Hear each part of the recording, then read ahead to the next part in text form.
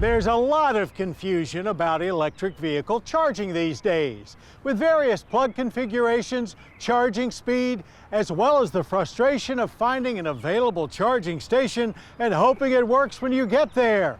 Well, that uncertainty is certainly making some buyers hesitant to choose an EV as their next ride. So we thought we'd cut through the clutter and plug into the facts on charging up.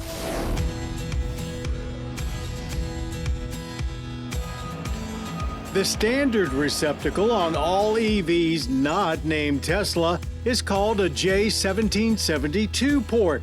A level 1 cord adapter for household electrical outlets is included with most new EVs. This will net you about 5 miles of range for every hour spent plugged in, so it's best suited for long-term parking. Stepping up to level 2, the same J1772 connector is again used in most cases, but the power feed jumps up to 240 volts and delivers 10 to 20 miles per hour of charge. This is the most common type of EV charging in the US, with about 61,000 public charging stations and more than 140,000 charge ports available.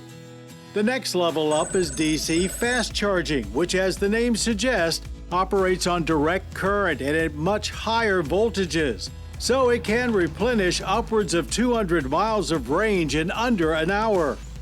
If your vehicle's charge receptacle has a flap or removable plug to accept a larger connector, then it is fast charge capable. Most EV models use the CCS, or Combined Charging System connector. These can be found in more than 7,500 locations nationwide with about 15,000 ports. Tesla uses their own proprietary connector, now called the North American Charging Standard, or NACS, for all 3 charge levels. Tesla's public supercharger network only numbers about 2,200 locations in the US, but they generally have more chargers at each station, so there's more than 24,000 supercharger ports available. That may sound like a lot, but to meet future demand, it's estimated we'll need about 1.2 million public charge ports and 26 million private chargers installed within the next few years. We're adding about 500 a week lately in terms of ports. So we're up to this morning like 163,885. Not that I'm counting every day. We're going to see a lot of level 2 ports. It's going to be about 85–90% of the charging in this country. But even though that's true, you still need those DC fast chargers. So when you're out on the highway, you're making that great American road trip. Most EVs have onboard inverters that convert AC power to DC for the battery. DC fast chargers convert AC to DC before it gets to the car, so they deliver DC power directly to the battery, which is how they charge faster.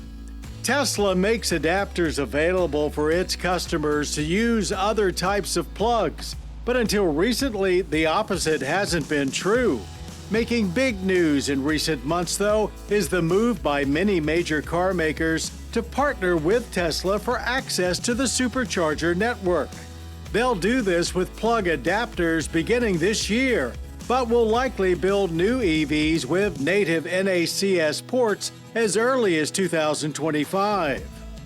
Another common frustration for EV drivers is encountering charger equipment that is out of service, malfunctioning, or just hard to figure out. We stood up the ChargeX consortium with 3 national labs, and now we have over 75 companies that are involved, Ford, GM, all the big ones, and a number of small ones.